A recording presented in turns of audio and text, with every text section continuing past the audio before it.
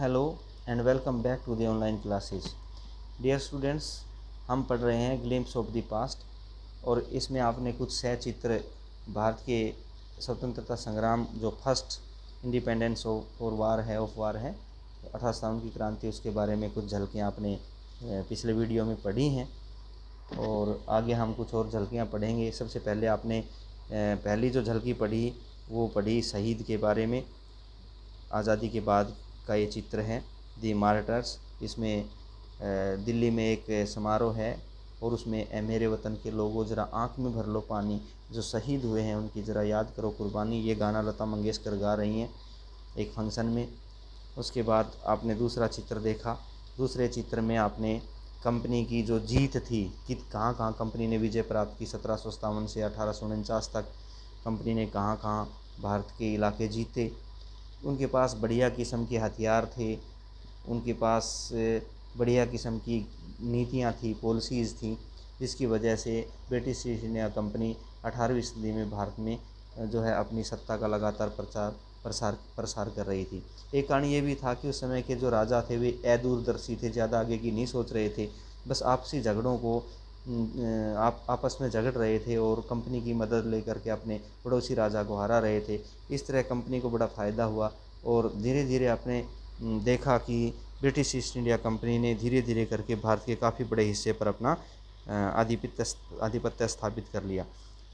जो ब्रिटिश कंपनियों का जो रूल था वो भी बड़ा दमनकारी रूल था। इसमें भारतीय जो किसान हैं, भारतीय जो शिल्पकार हैं, वे कुचल कर रह गए और उसी दौरान भारत में अकाल पड़ा। भूखमरी की वजह से उस समय लगभग 15 लाख भारत के लोग भूखा रहने की वजह से, भूखमरी की वजह से मर गए।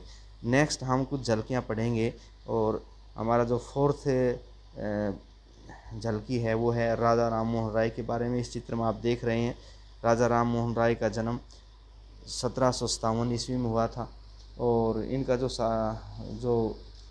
जो जीवन काल है वो 1772 से 1833 तक का जीवन काल है। ये एक बंगाल के बड़े प्रसिद्ध विद्वान थे और पढ़े लिखे थे ये, और इन्होंने देखा कि देश में क्या गलत हो रहा है और फिर इसने लोगों को शिक्षित किया, उनको बताया कि हमारी जो संस्कृति है वो बड़ी महान संस्कृति है और हमने बड़ी बड़ी उपलब्धियां अतीत में हासिल की हैं, हम विश्व गुरु रहे हैं, हम अंग्रेज़ों से कम नहीं हैं, हमें अपने आप को पहचानना होगा और अपने समाज में फैली कुरीतियों को दूर करना होगा, अंधविश्वासों को दूर करना होगा। तो वो उसके बाद ये समुद्र पार, इन्होंने बताया कि समुद्र पार जाना धर्म भ्रष्ट करना नहीं है और ये खुद समुद्र पार गए और वहाँ अंग्रेज़ों की संसद में इन्होंने वहाँ जा कर के कहा कि आप लोग ब्रिटिश ईस्ट इंडिया कंपनी हमारे ऊपर कितना अत्याचार कर रही है।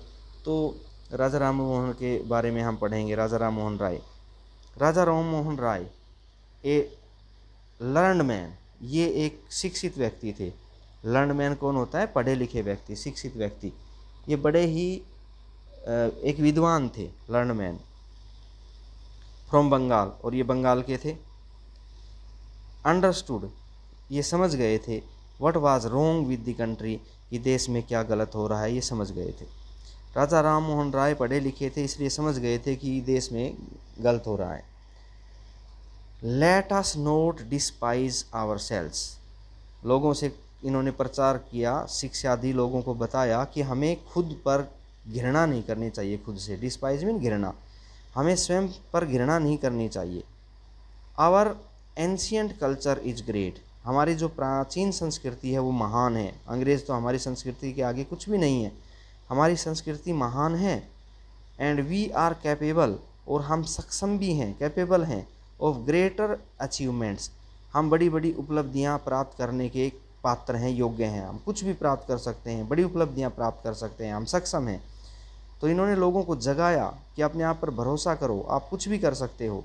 We must first reform our society, सबसे पहले हमें अपने समाज को सुधारना होगा। रिफॉर्म मीन सुधारना, सोसाइटी समाज। Superstitions have been ruin us, Raja Ram Mohan Roy ने कहा कि जो अंधविश्वास हैं, सुपरस्टिशंस, वो हमें रूइन, बर्बाद कर रहे हैं, हमारे देश को अंधविश्वास बर्बाद कर रहे हैं।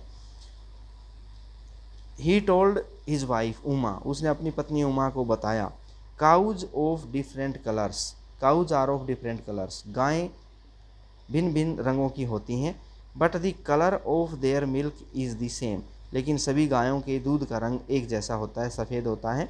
Different teachers have different opinions, उसने बताया कि भिन्न भिन्न जो टीचर्स हैं, उपदेशक लोग हैं, जो संत हैं, हो सकता है उनके भिन्न भिन्न मत हों, ओपिनियन मीन मत। But the essence of every religion is the same, लेकिन हर धर्म की साख एक होती है, हर धर्म का उद्देश्य एक है, हर धर्म सच्चाई के लिए होता है। उसने अपनी पत्नी को कहा, राजा राम मोहन राय ने अपनी पत्नी को क्या कहा, उमा उसकी पत्नी का नाम है, उसने कहा कि गाय अनेक रंगों की होती हैं, चाहे कितने भी रंगों की गाय हो, लेकिन हर गाय का दूध एक जैसा होता है, एक रंग का होता है। और जो जितने भी ये हमारे संत महात्मा हैं, धर्म प्रचारक हैं, हो सकता है कि इनके भिन्न भिन्न मत हों, लेकिन प्रत्येक धर्म का इसेंस एक होता है, सार एक होता है। आगे उसने क्या बताया, he was attracted by science and modern knowledge. जो राजा राम मोहन राय थे, जो हमारे एक संत थे, धर्म प्रचारक थे, वे विज्ञान और आधुनिक ज्ञान के द्वारा बहुत ज़्यादा अट्रैक्ट हो गए थे। मतलब वो अंग्रेजी जो शिक्षा है उसके माध्यम से ही वाज अट्रैक्टेड, वो बड़े आकर्षित हुए थे, बाय साइंस, विज्ञान द्वारा, एंड मॉडर्न नॉलेज, और आधुनिक ज्ञान द्वारा बड़े प्रभावित हो गए थे। उन्होंने कहा था ज्ञान तो लेना चाहिए, knowledge should be partial practical. उन्होंने कहा कि जो ज्ञान है वो हमारा प्रैक्टिकल होना चाहिए एंड साइंटिफिक, और ज्ञान जो है हमारा वैज्ञानिक होना चाहिए। मतलब ज्ञान व्यवहारिक और वैज्ञानिक होना चाहिए, हमें ऐसा ज्ञान प्राप्त करना चाहिए जो व्यवहारिक हो। ही स्टार्टेड न्यूज़पेपर्स, उसने फिर एक अखबार भी शुरू किए थे कुछ। But the suspicious British stopped them in 1823, लेकिन जो अंग्रेज़ थे उन्होंने उस पर शक हो गया था कि ये भारतीयों को कभी हमारे खिलाफ ना कर दे। उन सस्पिशियस मीन संदेह, संदेह था अंग्रेज़ों को, इसलिए उस संदेह की वजह से अंग्रेज़ों ने इसके अखबारों को 1823 में बंद कर दिया।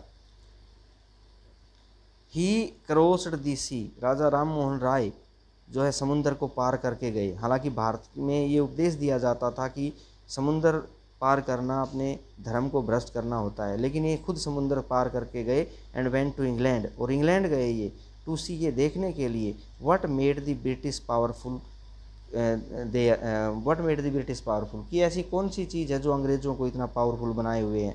देयर ही टोल्ड देम, यहाँ उसने अंग्रेज़ों को कहा, we accept as you as rulers, कि हमने आपको, उन्होंने भाषण दिया वहाँ संसद में शायद, और बोला कि हमने आपको शासक मान लिया है, हमने आपको अपना राजा मान लिया है।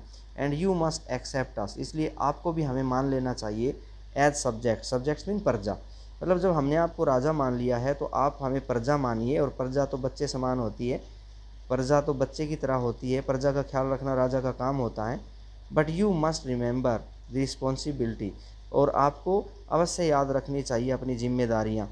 ए रूलर ओज टू हिज सब्जेक्ट, जो जिम्मेदारियाँ एक शासक को अपनी प्रजा के प्रति होती हैं, तो राजा की प्रजा के प्रति जो जिम्मेदारियाँ होती हैं, उन जिम्मेदारियों को भी तो आप निर्वाह करो, उनको भी तो निभाओ।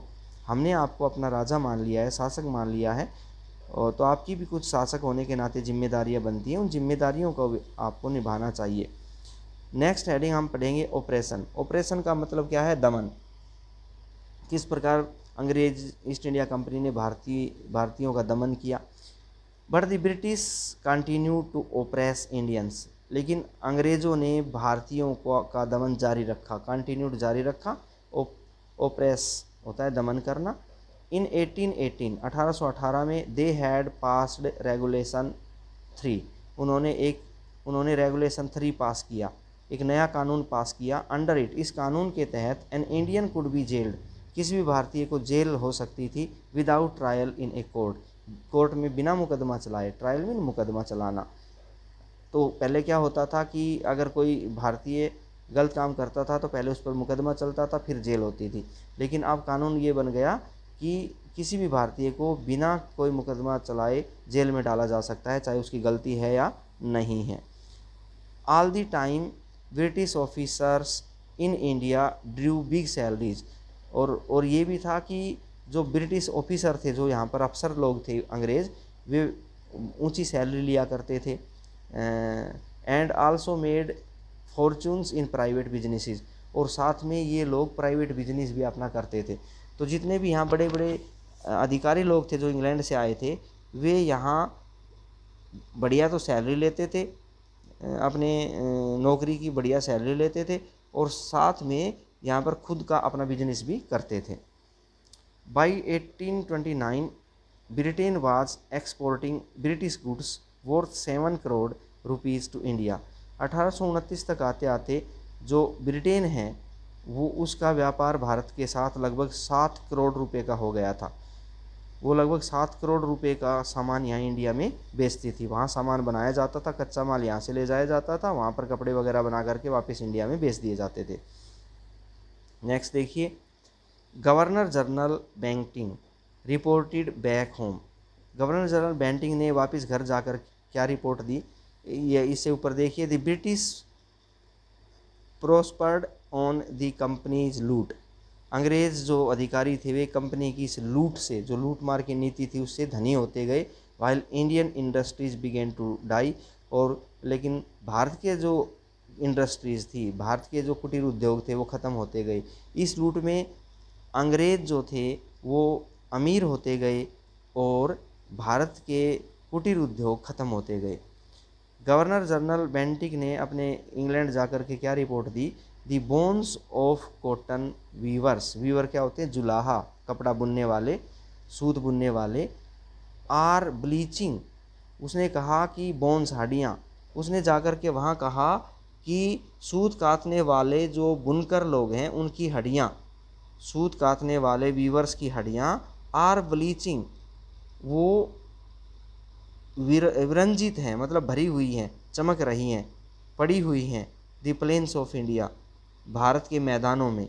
उसने कहा कि भारत के इतने सारे बुनकर जो हैं वो बेचारे ख़त्म हो गए हैं, मर गए हैं, उनका धंधा चौपट हो गया है। तो इस चित्र में आप देख रहे हैं ये कपड़ा बनाने वाले बुनकर हैं, यहाँ पर आप देख रहे हैं चरखा है, सूत काट रहे हैं लोग, यहाँ पर कपड़ा बुना जा रहा है। तो अंग्रेज़ों की इस दमनकारी नीति की वजह से हमारे जो उद्योग थे, खासकर कपड़ा बुनकर बुनाई का जो उद्योग था भारत का, वो नष्ट हो गया और भारतीय बुनकरों को वो बेचारों को आत्महत्या करनी पड़ी और वो बेचारे गरीबी में, भूखमरी में मरते जा रहे थे। उसके बाद है हमारा अगला डिससेटिस्फैक्शन। डिससेटिस्फैक्शन क्या है, असंतोष। फिर भारतीयों में असंतोष की भावना जागने लगी। ये बात है 1835 से 56 के बीच असंतोष की भावना जागी। Education in India was in Persian and Sanskrit. Bharat में जो शिक्षा दी जाती थी वो या तो फ्रांसीसी भाषा में दी जाती थी या फिर संस्कृत में दी जाती थी। इन 1835 ए इंग्लिश मैन नेम्ड मैकाले। 1835 में एक अंग्रेज़ अधिकारी था जिसका नाम मैकाले था। सजेस्टेड, उसने सुझाव दिया, ए चेंज, कि शिक्षा नीति में बदलाव होना चाहिए। We should teach the native, natives mean यहाँ के निवासी भारतीय लोग, हमें भारतीयों को सिखाना होगा थ्रू दी इंग्लिश लैंग्वेज, अंग्रेजी भाषा के माध्यम से पढ़ाई करानी होगी। I agree. तो वहाँ के अफसर, वहाँ का जो वायसराय था उसने कहा ठीक है मैं सहमत हूँ, इनको आप अंग्रेजी सिखाइए। English education produced clerks. तो भारत में अंग्रेजी शिक्षा मैकाले ने लागू कर दी। इससे क्या हुआ कि क्लर्क पैदा होने लगे, प्रोड्यूस क्लर्क्स, क्लर्क पैदा हो गए, क्लर्क बनने लगे। To whom the British gave petty jobs, और इन क्लर्कों को अंग्रेज़ लोग बहुत ही कम वेतन देते थे। अंडर देन, इनके अधीन जितने भी भारतीय क्लर्क थे उनको कम वेतन दिया जाता था। Incidentally it also produced a new generation of intellectuals. लेकिन इसका परिणाम ये भी हुआ कि इस पढ़ाई लिखाई की वजह से भारत में एक नई पीढ़ी बनी। प्रोड्यूस मीन पैदा हुई, न्यू जनरेशन नई पीढ़ी बनी, ऑफ इंटेलेक्चुअल्स मतलब पढ़े लिखों की एक नया वर्ग बन गया। तो अब लोग जब पढ़ जाते हैं तो अपने अधिकारों के बारे में भी सोचते हैं, अपने हालातों के बारे में भी सोचते हैं कि इनका जिम्मेदार कौन है। तो लोग बैठे क्या बात कर रहे हैं, we must educate our brothers. जो लोग पढ़ लिख गए, कुछ लोग, उन्होंने कहा कि हमें अपने भाइयों को, अपने देशवासियों को पढ़ाना होगा। And try to improve their material conditions. और दूसरा कह रहा है कि हमें अपने देशवासियों की जो आर्थिक हालत है उसको सुधारना होगा, मटेरियल कंडीशन को सुधारना होगा। तीसरा कह रहा है for that we must convey our grievances to the British parliament. तो इसके लिए हमें अपनी शिकायत, ग्रीवेंस मीन शिकायत, ब्रिटिश पार्लियामेंट जो ब्रिटिश संसद है उसमें अवश्य हमें अपनी जाकर के शिकायत करनी चाहिए। तो लोग पढ़े लिखे होने का फ़ायदा ये हुआ कि वे अपने अधिकारों के लिए लड़ने लगे। आप देख रहे हैं कि 1856 तक आते आते जो ब्रिटेन केवल बंगाल और नॉर्थ ईस्ट तक सीमित था, अब जो गुलाबी कलर है ब्रिटिश एरिया है ये सारा, और ये जो येलो कलर है ये भारतीय राजाओं जो अभी स्वतंत्र राजा थे वो कलर है। तो देख रहे हैं आधे से ज़्यादा देश जो है, लगभग 70% हमारा जो देश है ईस्ट इंडिया कंपनी के अधीन हो चुका था। तो बेटे आज के लिए इतना ही काफ़ी, तीसरा पार्ट हम कल पढ़ेंगे। बाय।